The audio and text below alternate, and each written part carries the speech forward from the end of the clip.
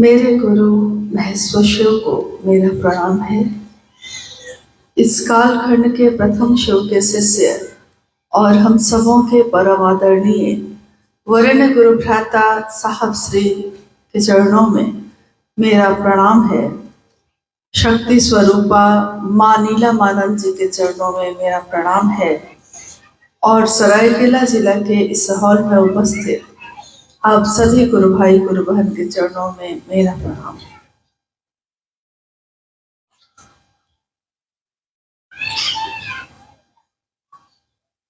आज की ये बैठक जो इस हॉल में रखी गई है, शिव शिष्यों की संगोष्ठी या शिव शिष्यों की बैठक, उसका एकमात्र उद्देश्य एक ही होता है। हम सब जिसने भी शिव को अपना गुरु बनाया है, हम अपने गुरु शिव की स्थापना अपने दिल में तो करें ही, यथार्थ में करें और दूसरों के दिलों में भी सचमुच में कैसे करें, इस पे बात करने के निमित्त, इस पे कैसे काम करें, हमारा जो लक्ष्य है उसके लिए हमारी मनसा वाचा और कर्मणा क्या होना चाहिए।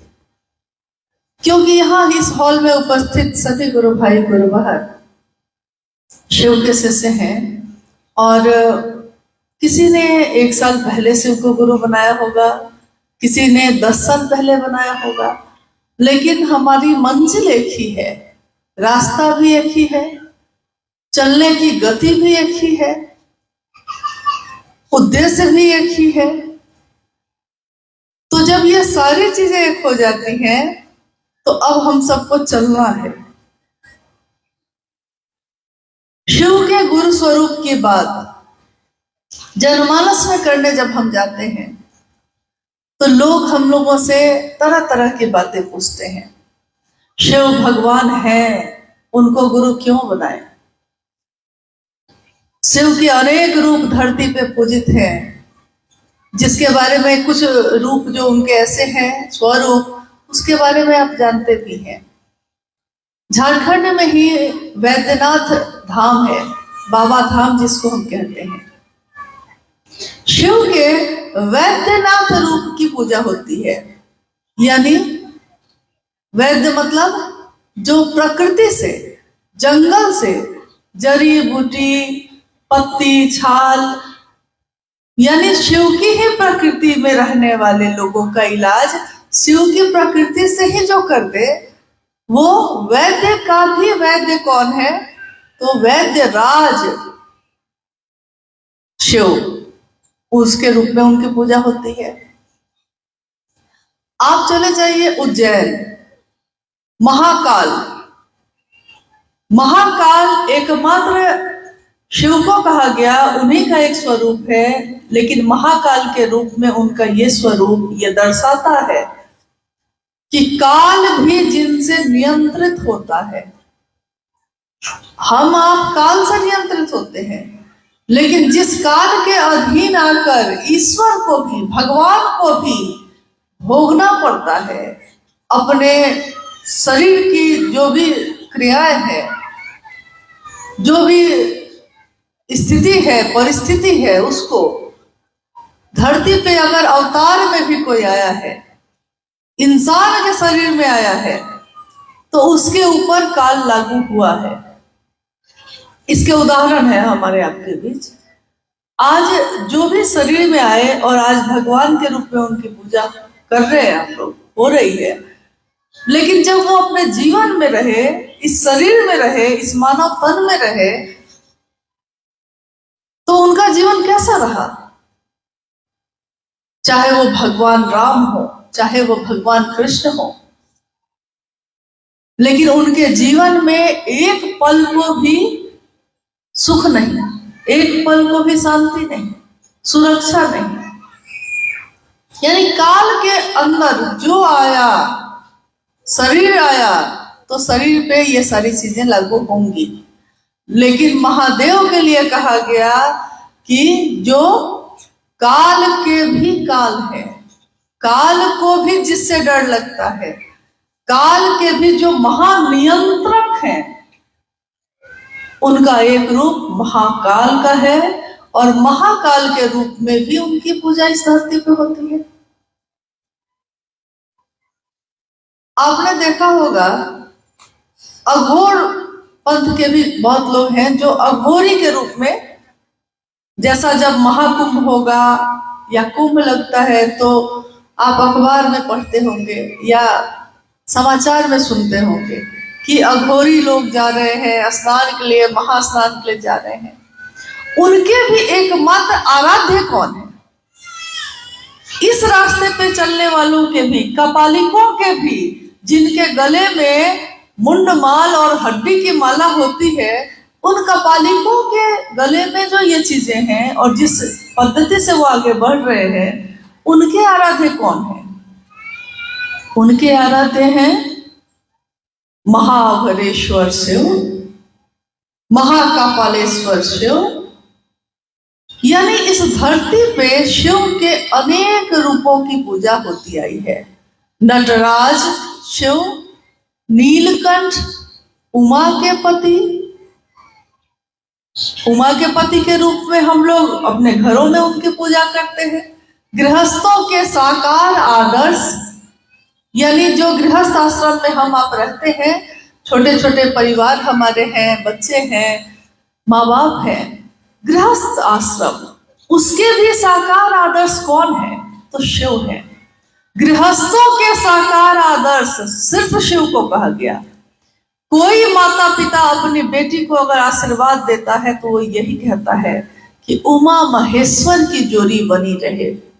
गौरी पार्वती, गौरी पार्वती अनेक नाम है उनके भी, और शिव के साथ जो उनका विवाह है, तो हम अपने बच्चों को उसका आशीर्वाद देते हैं, क्योंकि हमने देखा है कि ये शिव का परिवार एक ऐसा परिवार है जिसमें जाकर, जिसके नजदीक होकर आपके जो जन्मजात स्वभाव है वो भी तिरोहित हो जाता है, वो भी भूल जाते हैं आप।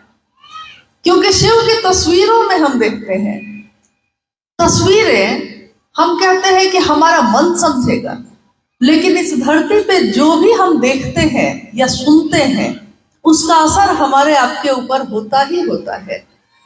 तस्वीर लगी होती है महादेव की, उनके परिवार की। अब उस तस्वीर में क्या क्या है? महादेव चिता का भस्म लगाए बैठे दिख रहे हैं।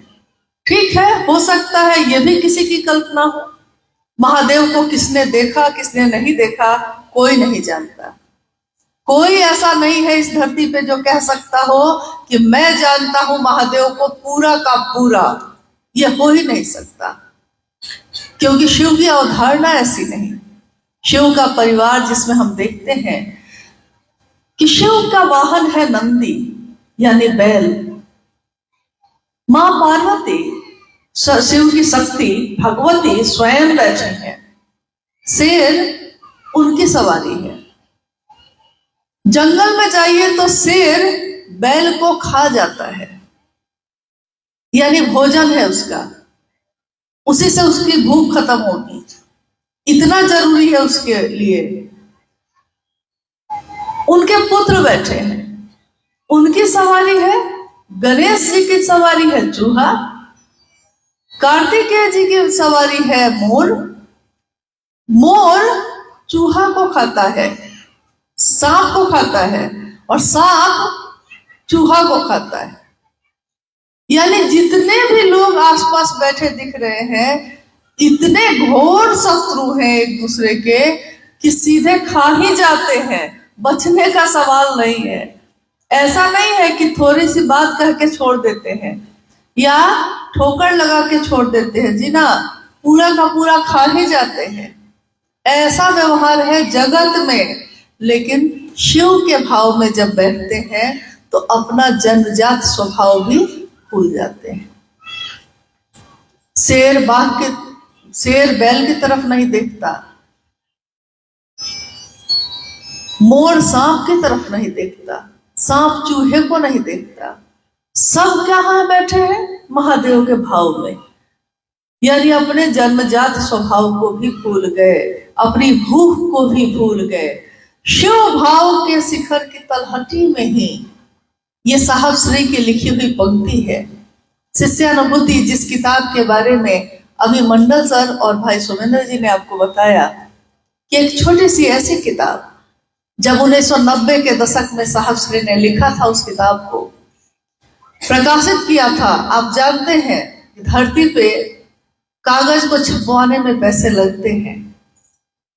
कोई किताब निकालिए आप, पैसे छपने में लगते हैं, लेकिन पहली बार इतिहास में किसी ग्रंथ पे, किसी पुस्तक पे मूल्य जो लिखा गया, आज तक ऐसा मूल्य कहीं नहीं लिखा गया। आप खोज लीजिए, आप जान लीजिए, जहां से पता करना है कर लीजिए। किसी पे ये मूल्य नहीं लिखा था कि मूल्य है आपका शिव शिष्य होना। ये मूल्य आज तक कभी लिखा ही नहीं गया, और ना ये किसी ने चाहा। मैं शिव का शिष्य बनूं, मैं शिव का भक्त बनूं, मैं शिव से वरदान प्राप्त करूं, मैं शिव की भक्ति करूं, ये तो सबने चाहा। लेकिन मैं तो शिव का शिष्य बन गया, हर व्यक्ति शिव का शिष्य बन सकता है, ये किसी ने नहीं चाहा। आज तक के इतिहास में कहीं ये बात नहीं आई। और हम आप तो इंसान हैं, हम एक दूसरे को खाते नहीं हैं, तब भी हमारा अगर जन्मजात स्वभाव नहीं बदलता है, इसका अर्थ है कि हमने शिव का साथ लिया ही नहीं है। शिव का साथ लेंगे तो कोई शत्रु यहाँ नहीं है, कोई पराया नहीं है, सब अपने। लेकिन एक बात याद रखिएगा, साहब की बोली हुई एक पंक्ति है कि गहरे प्रेम में भय पैदा होता है छोटी छोटी बातों से। गहरा प्रेम जब किसी से हो जाए, हमको किसी से हो सकता है, किसी व्यक्ति से हो सकता है, अपने बच्चे से हो सकता है, अपनी पत्नी से, अपनी बहन से, अपनी माँ से, अपने मित्र से, किसी से भी हो सकता है, यहाँ तक कि ईश्वर से भी हो सकता है। और गहरा प्रेम जब हो जाता है तो सिर्फ वही दिखाई देता है जिससे आपको प्रेम हुआ है। लेकिन उस प्रेम में अब वो इतना गहरा है कि छोटी छोटी बातें भय पैदा करती है। अब आप बेटा को बहुत प्यार करते हैं, वो रूठ गया है, मुंह फुला के बैठा हुआ है, आप बेचैन हैं, पूरी कोशिश करते हैं जानने की क्या हुआ है बउआ, क्या हुआ। आपको नींद नहीं आ रही है, उसका चेहरा उतरा हुआ क्यों है, आपको नींद नहीं आ रही, क्यों? भय पैदा हो रहा है कि हमसे छूट तो नहीं गया, हमसे रूठ तो नहीं गया, कहीं हमको छोड़ तो नहीं देगा। यानी जिससे आपका मन जितने गहराई से जुड़ेगा, सोच लीजिए कि अगर छोटा सा झटका भी लगेगा तो चोट कितनी बड़ी लगेगी, लगती है कि नहीं? छोटी सी चोट भी आपको कस के लगेगी। हम अपनी बात करते हैं, मेरे 2 बच्चे हैं, एक दिन मेरे एक बच्चे ने बस रूखा बोला मुझसे, बस और कुछ नहीं, बस थोड़ा सा रूखा बोला और मेरी आंखों में आंसू आ गए। मुझको लगा कि क्या हुआ, और तब मुझको लगा साहब के उस दर्द का थोड़ा सा अंदाजा हुआ कि साहब ने कहा इस धरती पे जो भी शिव का शिष्य है आज या आने वाले समय में जो बन रहा है, यहां तक कि उन्होंने कहा कि राजस्थान के मरुस्थल में भी, राजस्थान के रेगिस्तान में भी किसी ने जो मुझसे कभी मिला भी नहीं है और शायद इस जीवन में मिलेगा भी नहीं, उसने भी अगर शिव को अपना गुरु कहा है, उसने अगर कहा है कि शिव मेरे गुरु है, तो वो मेरे कलेजे का टुकड़ा है। तो उस क्षण में मुझको ये लगा कि जो उनके कलेजे के टुकड़े हैं, हम सभी शिव के शिष्य, हमारा छोटा से छोटा ऐसा कृत्य, ऐसा काम, ऐसी बोली जो शिव की तरफ चलने से किसी को विमुख कर सकता है, हटा सकता है, सोचिए उनके कलेजे पे कितनी चोट लगती होगी आज भी, क्योंकि शरीर मरता है, वो दिव्यात्मा नहीं, वो शिव का अंश नहीं। हम गाते हैं मरणशील काया है, लेकिन ये आत्मा नहीं मरती, कभी नहीं। जो शिव की ऊर्जा लेके आया है उसका मरण हो ही नहीं सकता, और वो जीवंत है आज हम सबों के बीच, आपके दिल में, मेरे दिल में, हर दिल में शिव के साथ धड़कते हैं साहब भी और दीदी भी। तो हमारा छोटा से छोटा कृत्य उनको कैसे चोट पहुंचाता है, क्योंकि उन्होंने अपने शिव के कारण हम सभी से गहरा प्रेम किया है। इतनी परवाह की, इतनी परवाह की कि जितनी किसी ने नहीं किया आज तक। हमारे जीवन में बहुत लोग हैं, कोई हमको प्यार करता है, कोई नहीं करता, क्योंकि सारे के सारे लोग आपको प्यार करें ये इस जगत में नहीं हो सकता। लेकिन साहब ने कोई शर्त नहीं रखी, क्योंकि प्यार में कोई शर्त नहीं होती। उन्होंने कभी शर्त नहीं रखी कि तुम ऐसा बन के आओगे तब हम तुमको मानेंगे, तुम मेरे लिए इतना करोगे तब हम तुमको प्यार करेंगे। उन्होंने तो बस एक ही बात कही, तुम शिव के लिए करोगे, तुम शिव का नाम लोगे और तुम मेरे कलेजे का टुकड़ा होगे। इतना गहरा प्रेम। इसलिए हम सभी शिव शिष्यों को हमारे गुरु की बात कैसे बढ़े इस पे बात करना है, आगे बढ़ना है। लेकिन कौन क्या करता है, क्या नहीं करता है, दिन रात ये अगर हम करते रह गए तो हमारा मन धीरे धीरे गड्ढे की तरफ चलता चला जाएगा। और मुख्य जो रास्ता है जो साहब ने बनाया है, शिव शिष्यता का राजमार्ग, हम सभी उस रास्ते से भटक जाएंगे। एक बार जो भटक गए तो साहब की वो वाणी मुझको याद आती है, जो उस समय पटना में साहब रहते थे। 4A/60 क्वार्टर नंबर था, बोरिंग रोड में। शाम की चर्चा चल रही थी। साहब ने कहा, शिव की शिष्यता जो आज आपने पाई है, अगर इस जन्म में खो दिया फिर कभी नहीं पा पाइएगा, कभी नहीं पाइएगा।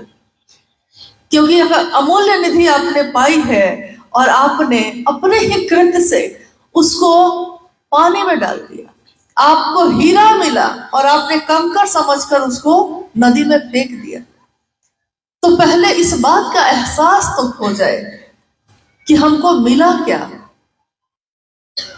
क्या बेशकीमती शिव की शिष्यता हमको आपको मिली, और क्या हमारे कुछ कहने से या करने से वो खो सकती है।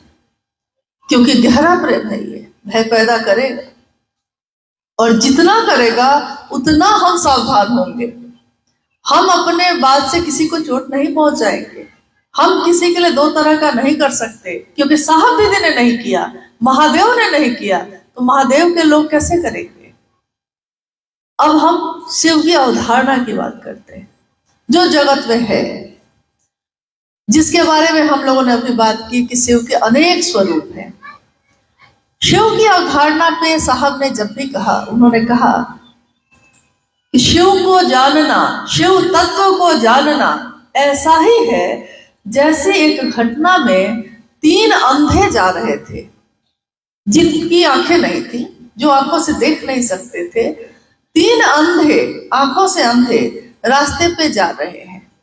सामने से एक हाथी आ रहा है। सरायकेला के लोगों ने हाथी तो जरूर देखा होगा क्योंकि साहब ने भी देखा था यहाँ। चांडिल में आए थे साहब, चांडिल के गुरु भाई गुरुवान है।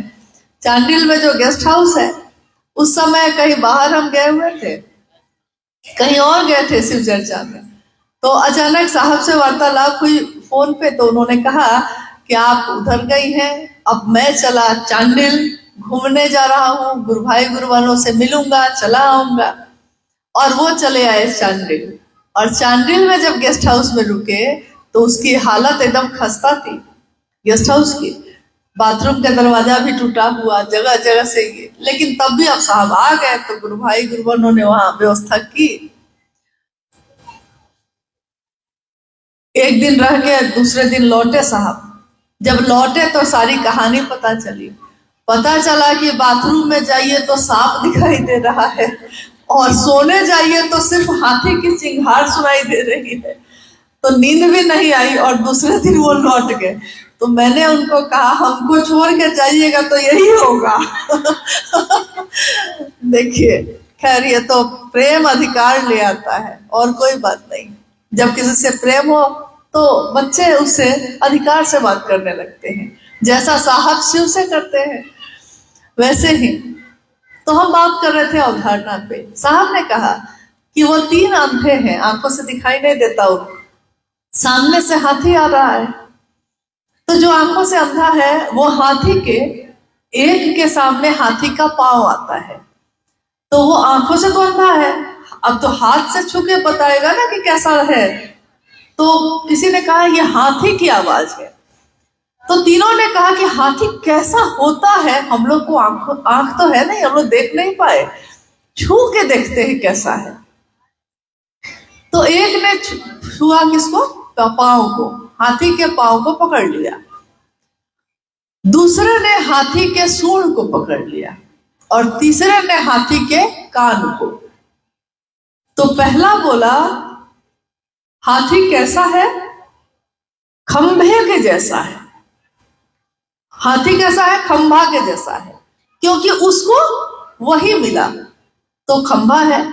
दूसरा बोला हाथी बहुत लचीला और मुलायम है, क्योंकि सूंड पकड़े हुए था वो, और इसमें ना शंकु जैसा है, मतलब इसमें अंदर से खोखला है। हाथी कैसा है, तो ऐसा है। और तीसरे ने हाथी का कान पकड़ा, तो उसने कहा हाथी पंखा के जैसा है, क्योंकि हाँ वो पंखा के जैसे हिल रहा है।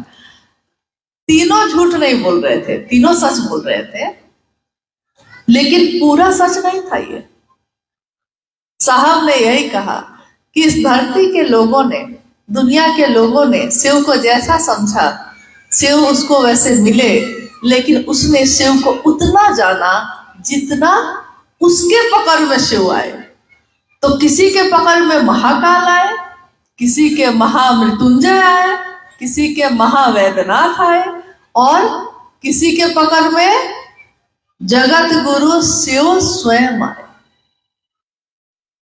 कहते हैं कि गुरु शिष्य की तलाश करता है, गुरु शिष्य की तलाश करते हैं। सामान्यतः शिष्य गुरु की तलाश करता है। लौकिक जीवन में हम लोग के जो विद्यार्थी होता है वो अच्छा मास्टर मिले इसकी तलाश करता है, लेकिन पारलौकिक दुनिया में, आध्यात्म की दुनिया में गुरु ही शिष्य की तलाश करते हैं। ये सारी घटना जो आपने अभी सुनी मंडल सर से, शिव शिष्यता की पृष्ठभूमि, व्याप्ति, प्रयोजन। पृष्ठभूमि मतलब जो आज ये चीज दिख रही है, आज जो ये माइक दिख रहा है, इस माइक को बनने में क्या क्या लगा, इसमें कैसे बना, ये इसकी पृष्ठभूमि हो गई। व्याप्ति यानी आज जो ये दिख रहा है, और इस माइक का उद्देश्य क्या है, यानी इसके द्वारा ज्यादा से ज्यादा लोगों तक बात पहुंचाई जा सकती है। शिव के शिष्यता की पृष्ठभूमि में साहब श्री का जीवन, शिव के शिष्य हरिंद्रानंद साहब जी का जीवन, उसकी सारी घटनाएं हैं। उसकी व्याप्ति जब हुई है 1980 के दशक में, 1974 में उन्होंने शिव को अपना गुरु माना, 1980 के दशक में इसकी व्याप्ति शुरू हो गई, और धीरे धीरे लोग शिव के तरफ आवेशित होने लगे। एक ऐसा चुंबक जहां धरती का हर आदमी खींचा चला जा रहा था। और 1990 के दशक तक आते आते पूरे भारत के शहर में, गांव में, पहाड़ पे, जंगल में, जहां न पहुंचे रवि वहां पहुंचे हैं शिव शिष्य।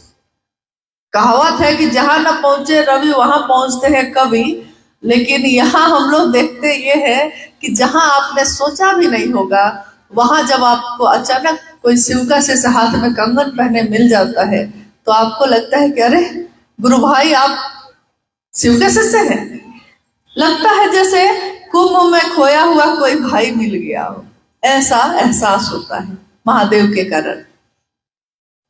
तो जगत गुरु शिव की अवधारणा जब साहब ने कही, तो उन्होंने कहा कि जगत गुरु का अर्थ ही होता है कि गुरु, सदगुरु और जगत गुरु, तीन श्रेणियों में गुरु की श्रेणी है। गुरु जो शरीरधारी हो सकते हैं, वो आपको साधना बता सकते हैं, कर्मकांड बता सकते हैं, मंत्रों का जप बता सकते हैं। बहुत गुरु हैं जो कान में मंत्र देते हैं, उसके द्वारा वो ईश्वर की तरफ आपको बढ़ाते हैं।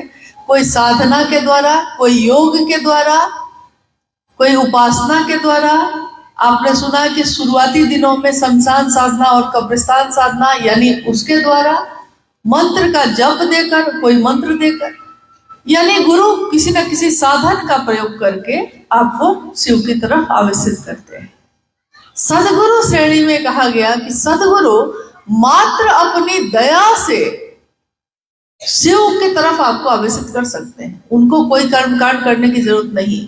थोड़ा सा उच्च श्रेणी में चले गए, उच्च स्तर के संत सदगुरु, लेकिन है शरीर में, वो तो शरीर में है इसलिए उच्च स्तर पे तो पहुंच गए हैं, लेकिन शरीर में है तो कहीं ना कहीं एक न एक बंधन होगा ही होगा।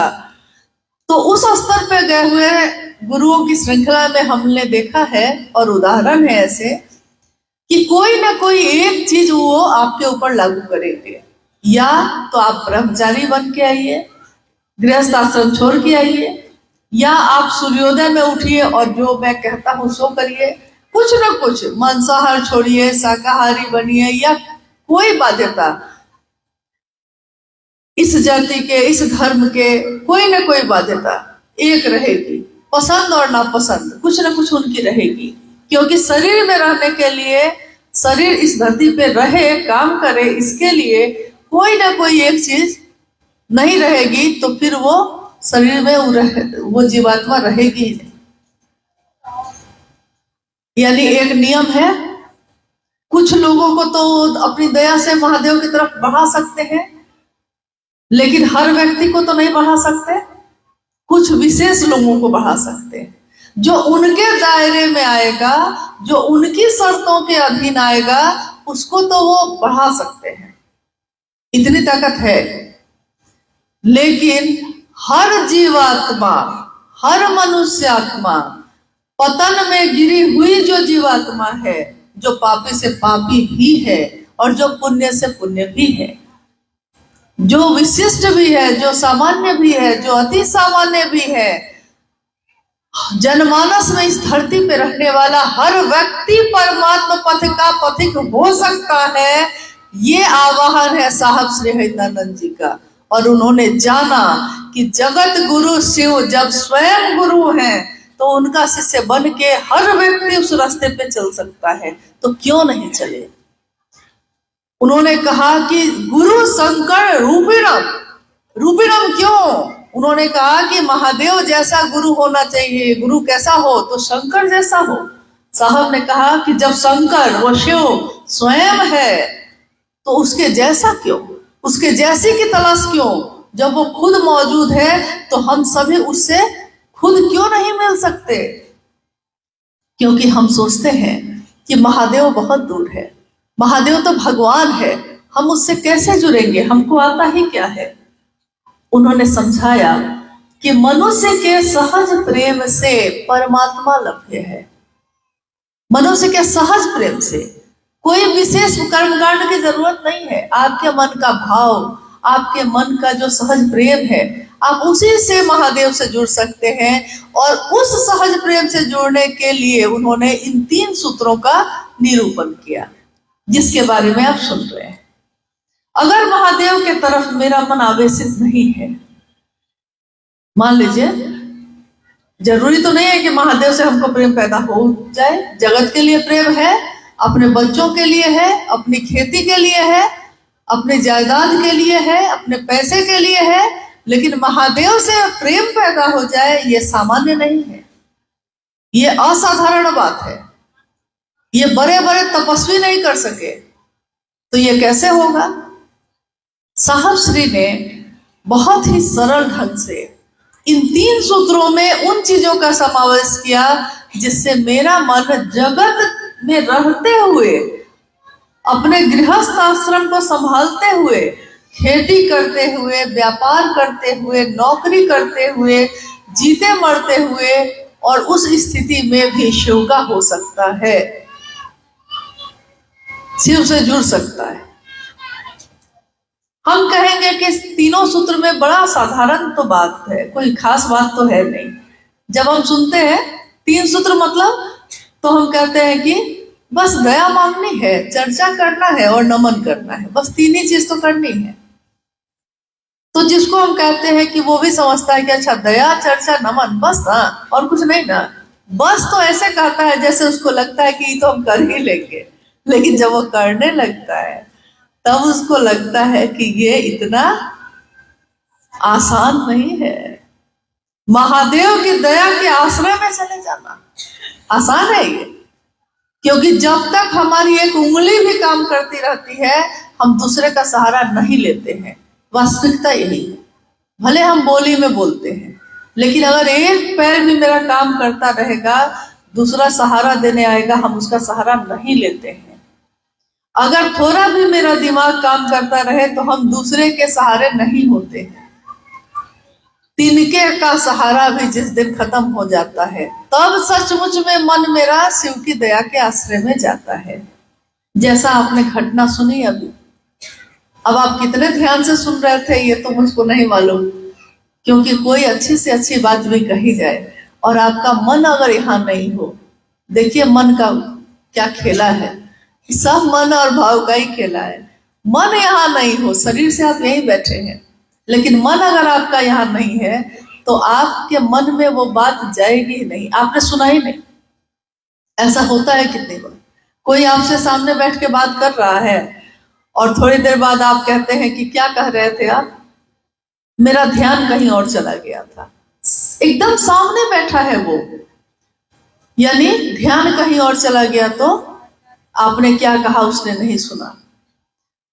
तो यही है, तीनों सूत्रों में शिव की दया के आश्रय में चले जाना इतना आसान नहीं है।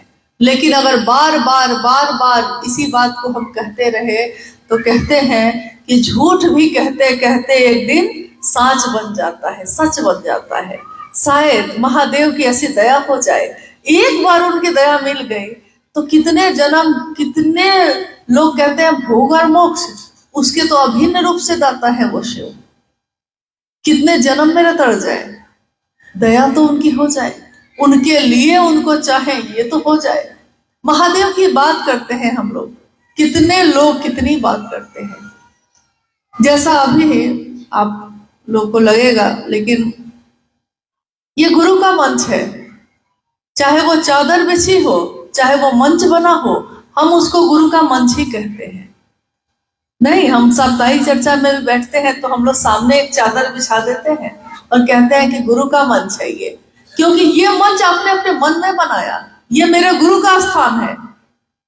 इस स्थान पे और लोग आएंगे बैठेंगे, लेकिन रहेगा यह स्थान मेरे गुरु का ही।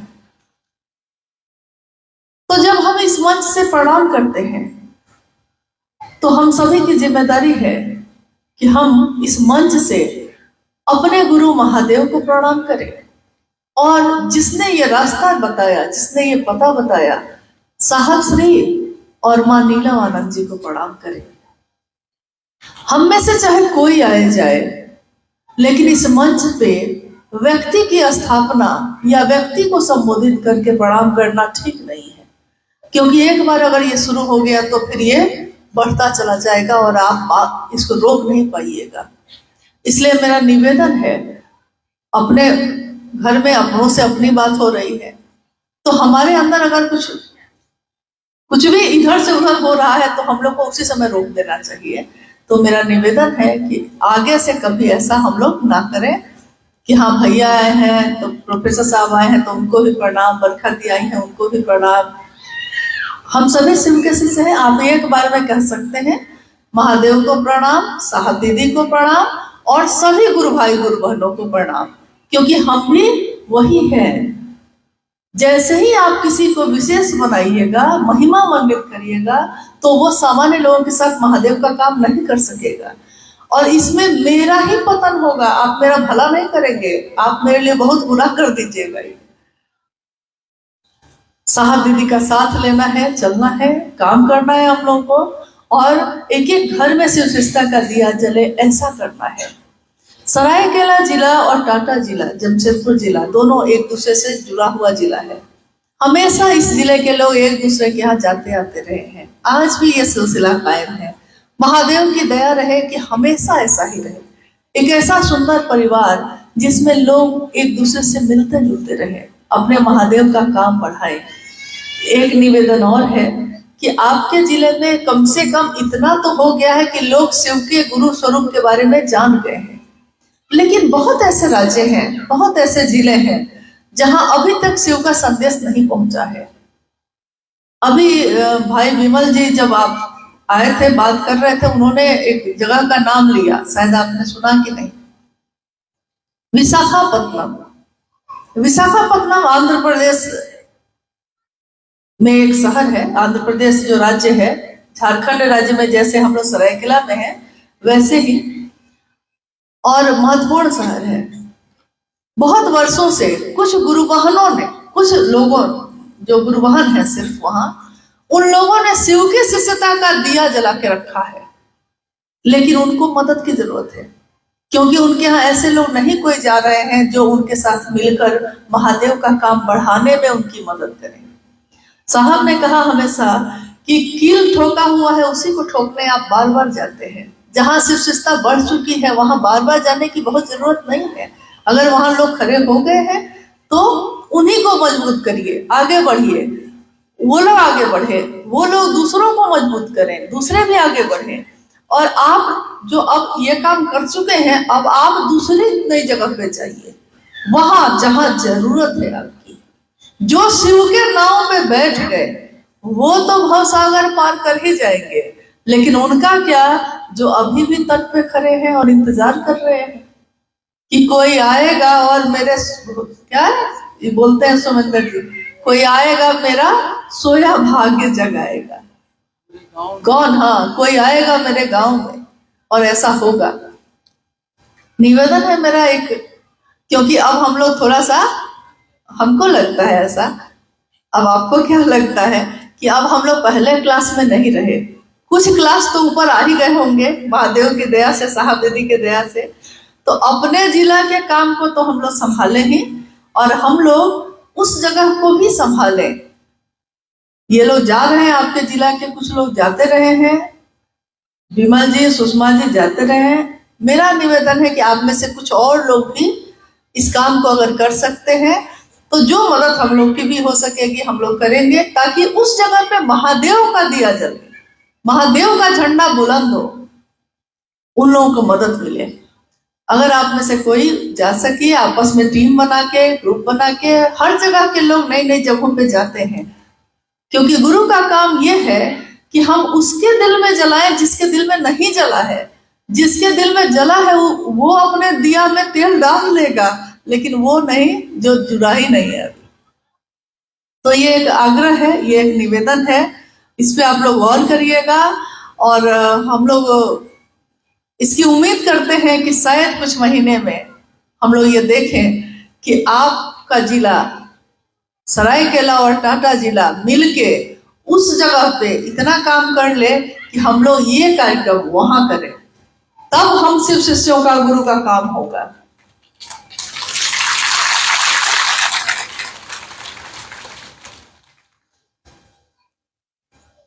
ताली बजाने का दो कारण होता है, एक तो सामने जो बोल रहा है उसको चुप कराना है या फिर, हाँ ठीक है, या फिर मन में आह्लाद आया है तो दूसरा कारण है ना, पहला नहीं ना आइए हम लोग जिज्ञासा पे कुछ बात कर लेते हैं। जिज्ञासा है कुछ आई हुई? आप में से भी कोई कुछ कह सकते हैं, कुछ कहना चाहते हैं तो? कोई बात आपके मन में पैदा हुई है, तब जिज्ञासा वही होती है जो मेरे मन में पैदा हो। पढ़ के, देखा देखी, बोलना तो सब कोई करता है, सचमुच में मेरे मन में क्या बात पैदा हुई वो बोलना चाहिए। और अगर नहीं पैदा हुई तो इससे अच्छी बात और कुछ नहीं हो सकती। शिव से प्रेम हो जाए तो कोई जिज्ञासा होगी, उसके बाद तो कोई प्रश्न ही नहीं रहता, न तर्क है न प्रश्न है, कुछ नहीं। हाँ बोलिए भाई।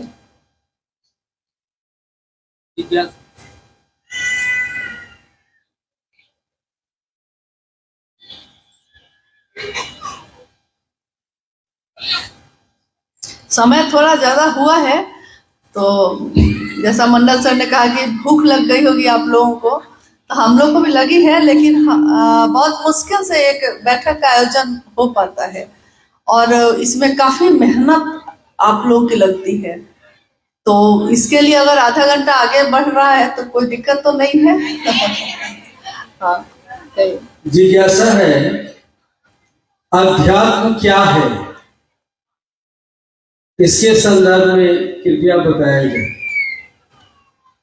अध्यात्म क्या है?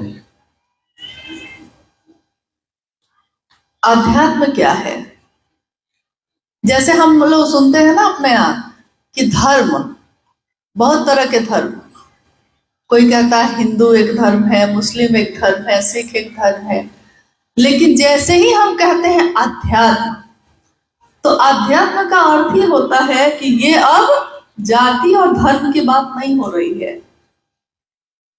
इसीलिए शिव की शिष्यता के लिए साहब ने कहा कि शिव की शिष्यता जाति, धर्म, संप्रदाय, वर्ण, लिंग से परे है।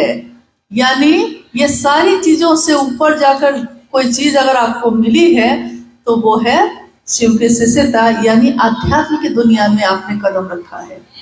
आध्यात्म का शब्द आते ही, ये इसका अर्थ आते ही, इसका अर्थ होता है अपने आप को जानना। आपके अंदर जो एक अंश है, एक ऊर्जा है शिव का, उसको जानना, उसकी खोज, मैं कौन हूं, कहां से आया हूं, कहां जाऊंगा, क्यों आया हूं। साहब ने कहा कि जो शिव की ऊर्जा है वो जब किसी मनुष्य में उतरती है, उसी ऊर्जा को हम मनुष्य आत्मा कहते हैं। महादेव की वही ऊर्जा, शिव की वही ऊर्जा किसी जीव में उतरती है तो हम जीवात्मा कहते हैं, और शिव की वही ऊर्जा जो परम ऊर्जा में है उसको हम कहते हैं परमात्मा। ये अलग नहीं है, जैसे बिजली अलग नहीं है, नदी में बिजली पैदा हुई है वो भी बिजली है, ट्रांसफार्मर में जो बिजली आई है वो भी बिजली है, पतले पतले तारों में जो गुजरी है वो भी बिजली है। ये है सब बिजली ही, लेकिन मात्रा, पावर अलग अलग है, ताकत अलग अलग है। पतले से तार की बिजली में अगर आपका हाथ सट जाए, हो सकता है आप जीवित बच जाइए, झटका लग जाए और आप जीवित बच जाइए। लेकिन अगर ट्रांसफार्मर के नीचे खड़े हैं और 440 वोल्ट गुजरा है और वो तार टूट के गिर जाए, तब क्या होगा? तब तो बचने का कोई चांस नहीं। और जहां बिजली पैदा ही हो रही है वहां तो कुछ बचेगा ही नहीं, नहीं जा ही नहीं पाइएगा, बचेगा ही नहीं कुछ। यानी ऊर्जा वही है, परम सत्ता में है तो परमात्मा, और मनुष्य में आई है तो मनुष्य आत्मा। अध्यात्म का अर्थ होता है उसको जानना जो आपके अंदर है। साहब ने कहा कि ये बताइए, एक गुरु भाई ने पूछा उनसे कि हम कौन है, मतलब ये जो मैं है, ये जो बात हो रही है, ये है कौन? तो साहब ने कहा कि ये बताओ, तुम्हारे दोनों हाथ काट दिए जाए और नए हाथ लगा दिए जाए, तब भी तुम रहोगे कि नहीं? तो बोला वो गुरु भाई, हाँ हम रहेंगे। फिर साहब ने कहा कि आंखें अंधी हो जाएं और कोई दान कर दे आंख का और ऑपरेशन करके आंख लगा दी जाए तुमको, अब दूसरे की आंख है ना तुम्हारे आंख में, लेकिन तब भी तुम रहोगे कि नहीं? तो हाँ रहेंगे। साहब ने कहा पूरे शरीर का अंग अंग बदल दिया जाए, सब कुछ बदल दिया जाए, तब भी तुम रहोगे कि नहीं? उसने कहा हाँ तब भी हम रहेंगे। साहब ने कहा ये जो बोल रहा है कि मैं रहूंगा, ये कौन है? जो शरीर नहीं है लेकिन ये बोल रहा है अंदर से, 2 मिनट पहले नहीं पता है क्या बोलेंगे, ये जो अभी बोल रहा है ये कौन है, ये हम है। तो मेरा अपने से ये परिचय तो पहले था ही नहीं।